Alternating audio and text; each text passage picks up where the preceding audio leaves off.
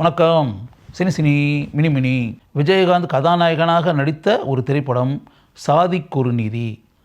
இந்த திரைப்படத்தினுடைய தயாரிப்பாளர் வடலூர் சிதம்பரம், வடலூரான் கம்பைன்ஸ் அப்படின்ற பட நிறுவனம். அந்த நிறுவனம் தான் இந்த திரைப்படத்தை தயாரிச்சு சட்டம் ஒரு இருட்டறை அப்படின்ற படத்தை தயாரித்த பட நிறுவனம் அது. விஜயகாந்துக்கு தமிழ் பட உலகில் மிகப்பெரிய உயர்வை உண்டாக்கி கொடுத்த திரைப்படம் சட்டம் ஒரு இருட்டறை. அந்த படம் 100 நாட்கள் ஓடி சாதனை புரிந்து விஜயகாந்தினுடைய வாழ்க்கையில் மிகப்பெரிய உயர்வை உண்டாக்கி கொடுத்தது. அந்த திரைப்படத்தை இயக்கிய எஸ்.ஏ. சந்திரசேகரனுக்கு மிகப்பெரிய உயர்வை சட்டம் ஒரு இருட்டறை திரைப்படம் உண்டாக்கி கொடுத்தது. அந்த பட நிறுவனம் தயாரித்த திரைப்படம்தான் சாதிக்கொரு நீதி. இந்த திரைப்படம் ஒரு நாடகமாக நடத்தப்பட்டு மிகப்பெரிய வெற்றியை பெற்ற நாடகம். செக்கு மாடுகள் அப்படின்ற பேரில் அந்த நாடகம் நடத்தப்பட்டது. அந்த செக்கு மாடுகள் அப்படின்ற அந்த நாடகத்தை எழுதியவர் பிரபல எழுத்தாளரான கோமல் சுவாமிநாதன். அந்த நாடகம் தமிழகத்தினுடைய பல பகுதிகளிலும் நடத்தப்பட்டு மக்களுடைய வரவேற்பை பெரிய அளவில் பெற்றது.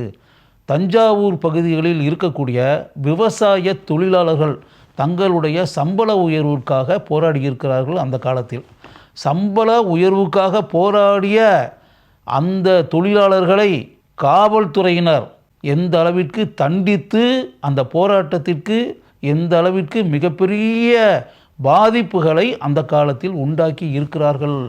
அந்த பாதிப்புகளையெல்லாம் தாண்டி விவசாய தொழிலாளர் சங்கம் என்ற பெயரில் இருந்த அந்த சங்கம் எந்த அளவிற்கு தங்களுடைய கொள்கைகளை சிறிது கூட தளர்த்தாமல் பெரிய நோக்கத்தை மனதில் வைத்து கொண்டு செயல்பட்டிருக்கிறது என்பதையும், அன்றைய காலகட்டத்தில் இருந்த விவசாய தொழிலாளர்கள் எந்த அளவிற்கு எழுச்சியுடன் தங்களுடைய உரிமைக்காக போராடி இருக்கிறார்கள் என்பதையும் மையமாக வைத்து எழுதப்பட்ட நாடகம்தான் செக்கு மாடுகள்.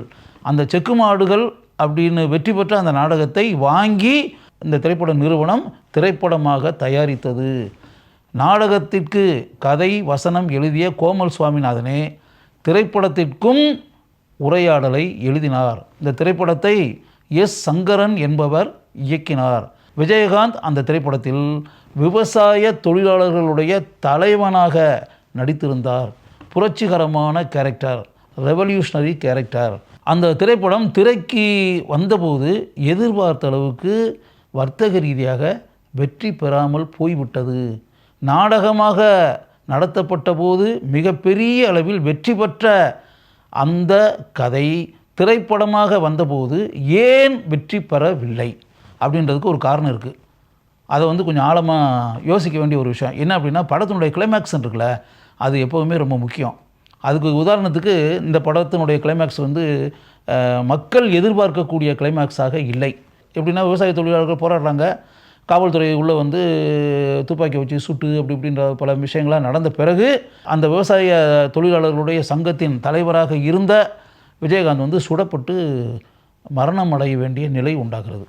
அவர் இறந்துட்டார் அப்படின்னோடனே விவசாய தொழிலாளர்களுடைய அந்த சங்கம் இருக்குல்ல, அதை ஒன்றும் இல்லாமல் ஆக்கிட்டோம், தலைவனையே சுட்டுட்டோம் அப்படின்ற மாதிரி அரசாங்கமோ காவல்துறையோ நினச்சிருக்கலாம்.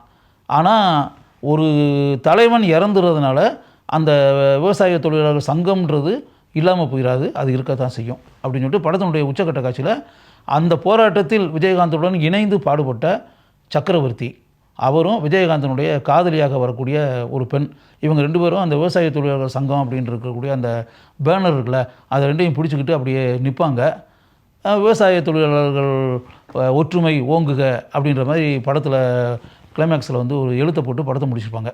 படத்தில் கதாநாயகனாக வரக்கூடிய விஜயகாந்த் படத்தினுடைய கிளைமேக்ஸில் இறந்துடுறாரு அப்படின்னு உடனே அதை அவங்களால ஜீரணிக்க முடியல. அது எப்படிங்க அது கிளைமேக்ஸில் ஹீரோவை இறந்து போகிறாருன்னா அது எப்படி அப்படின்னு.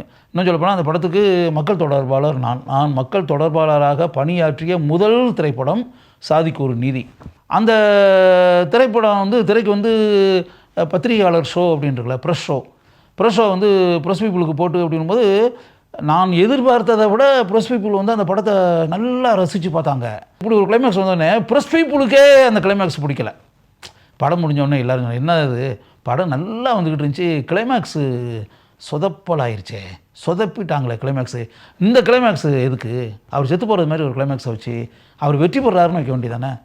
துப்பாக்கி சூடெல்லாம் நடக்குது, இதையெல்லாம் தாண்டி விஜயகாந்த் வந்து வெற்றி பெறாரு, ஜெயிக்கிறாரு அப்படின்ற மாதிரி வச்சு அப்படி ஃபினிஷ் பண்ணால் படம் எக்ஸ்ட்ரானரியாக இருந்திருக்குமே அப்படின்ற மாதிரி. உண்மையாகவே பத்திரிகையாளர்கள் நினைத்ததைப் போலவே அந்த படம் திரைக்கு வந்து திரையரங்கில் ஓடிக்கொண்டு இருக்கும்போது அந்த படத்தினுடைய உச்சக்கட்ட காட்சி மக்களுக்கு பிடிக்கவில்லை. அதனால் 99% படத்தை நல்லா ரசிச்சுட்டு வந்தவங்க படத்தினுடைய இந்த லாஸ்ட் 1% இருக்குல்ல, அது வந்து நல்லா இல்லை அப்படின்னோடனே அந்த படம் வந்து வர்த்தக ரீதியாக வெற்றி பெறவில்லை. இந்த இடத்துல நான் சொல்கிறதுக்கு காரணம் என்ன அப்படின்னா, படத்தினுடைய கிளைமேக்ஸ் வந்து எப்போவுமே எந்த படத்துலையும் நல்லா இருக்கணும். இடையில கூட கொஞ்சம் கொஞ்சம் போர் அடிச்சு அப்படி இப்படின்ற மாதிரிலாம் இருந்தால் கூட இதையெல்லாம் தாண்டி கிளைமேக்ஸ் வந்து வெரி குட்டு அப்படின்ற மாதிரி இருந்துச்சுன்னு வச்சுங்களேன், இருந்துச்சுன்னா படம் வெற்றி பெற்றுரும். படத்தினுடைய கிளைமேக்ஸ் வந்து ரொம்ப முக்கியம். உச்சக்கட்ட காட்சி எந்த திரைப்படமாக இருந்தாலும் மக்கள் ஏற்றுக்கொள்ளக்கூடிய உச்சக்கட்ட காட்சியை கிளைமேக்ஸை கொண்டிருக்க வேண்டும். அப்படி இருந்தால் மட்டுமே அந்த திரைப்படம் மக்களுடைய வரவேற்பை பெற்று வெற்றி படமாக அமையும். அதை நீங்கள் கட்டாயம் தெரிந்து கொள்ள வேண்டும். அப்படின்றதுக்காகவே விஜயகாந்த் கதாநாயகனாக நடித்த சாதிக்கொரு நீதி என்ற திரைப்படத்தை பற்றிய சில தகவல்களை உங்களுக்கு நான் கூறுகிறேன்.